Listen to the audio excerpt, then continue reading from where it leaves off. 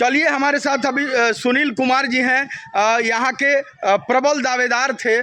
हमनी के बातचीत कल जाई। बताई, अभी चुनाव के स्थगित कइल गइल बा। राज्य निर्वाचन आयोग के जौन पत्र जारी भइल बा सिवान जिला अधिकारी के, ओमे पत्र में लिखल बा कि CWJC नंबर 19,235/2024 वाला जौन मामला बा किस्मती देवी बनाम बिहार सरकार, ओमे उपचुनाव के स्थगित कइल गइल बा। लेकिन तमाम लड्डू बटा रहल बा, तमाम डमडोला बाज रहल बा, रथ यात्रा निकल रहल बा। का कहे चाहते हैं?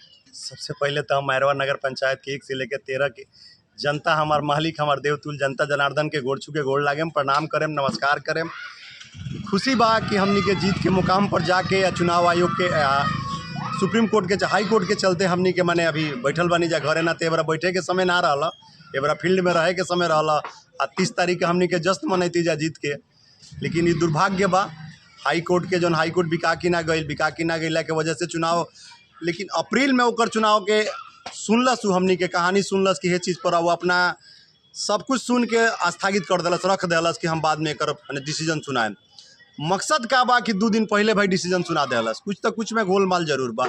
एमे रथ यात्रा निकाले के कौन बात बा? चुनाव स्थगित भइल बा, पुनर्बहाल तो भइल नहीं के। देखिए, मैं कहीं से नहीं खे, अभी रात के भी प्रेस विज्ञापन भइल बा चुनाव आयोग के, ओमें सीधे डिसीजन देहल बा कि चुनाव को CWG के तहत हाई कोर्ट के आदेशानुसार कुछ दिनों के लिए स्थगित किया जाता है। ये चुनाव पुनः होना है, 1 माह में हो, 2 माह में हो, 3 माह में हो, जब हो, लेकिन होना है। तो इसमें कोई यात्रा अभी नहीं निकालना चाहिए। अभी कहीं चिट्ठी भी नहीं आया है कि उनका पुनः बहाल किया जाता है। न चुनाव आयोग का कोई चिट्ठी है, न DM साहब का कोई चिट्ठी है, कहीं से कोई चिट्ठी नहीं है। ये उनकी अभी मर्जी है कि अभी हवाई में उड़ रहे हैं, तो हवाई तो भगवान जाने। मतलब एमे का कहल जा सकेला कि एगो मतलब हो सकेला कि जौन यहाँ लगातार बिना 2 गो मकान रहे और 2 गो मकान में 1 गो के टैक्स भरल गई रहे, दूसरका के टैक्स ना भर के बरगलावल गई रहे, वहीं मतदाता के भी बरगलावल जाए। देखिए, चुनाव 2 गो टैक्स हमनी के कोनो एक्ट ना हो, एक्ट है चुनाव आयोग के 2007 के एक्ट बनल बा, जौना में 3 गो बच्चा वाला चुनाव नहीं लड़ सकत। जौना वजह से हमू चुनाव ना लड़ेनी, हमार भवा लड़ेली, हमनी के बच्चा 5 गो बा तो हमू चुनाव ना लड़ेनी।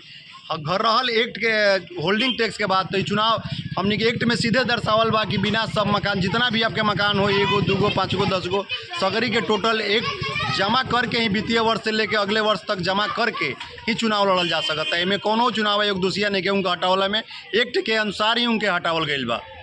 लगातार जौन भोजपुरी बतकही खबर चलावत रहल, लगातार मैरवा धाम समेत तमाम लोग रउरा पक्ष में गोलबंद रहल है। अभी का बुझाता, का स्थिति बा? वो लोग से बातचीत भइल, वो लोग का कहता? मैरवा नगर पंचायत के 1 से लेकर 13 वार्ड के जनता, खाली धामे ना, 1 से लेकर 13 वार्ड के हमार मालिक, हमार जनता जनार्दन बहुत निराश बा। कल दुआ देख लो कि हमारा चेयरमैन साहब के जुलूस निकल रहे, लेकिन केहू बाजार में खुशी ना रहे। बाजार में एगो मातम छोड़े रहे कि कैसे अन्याय हो गई, कैसे ही घोर अपराध हो गई, इस तरह के अन्याय कैसे हो गई, चुनाव मुँह पर आके कैसे चुनाव टर गई। तो जनता में खुशी नहीं खे, जीत भले बा, जीत खुशी बा। जीत एकरा के कहल जा सकेला कि खाली स्थगित भइल बा? स्थगित कहल जा सकता है, कहल जा सकता है, एकरा के जीत नहीं के कहल जा सकता। कहीं से कोनो चिट्ठी नहीं के कि हम लोग के बहाल करतनी फिर से नगर पंचायत में। चलिए, अपन परिचय बता दी। सुनील कुमार मदेसिया, पूर्व चेयरमैन पुत्र और एबरा के रिंकू देवी के चेयरमैन के प्रतिनिधि रहनी है। धन्यवाद।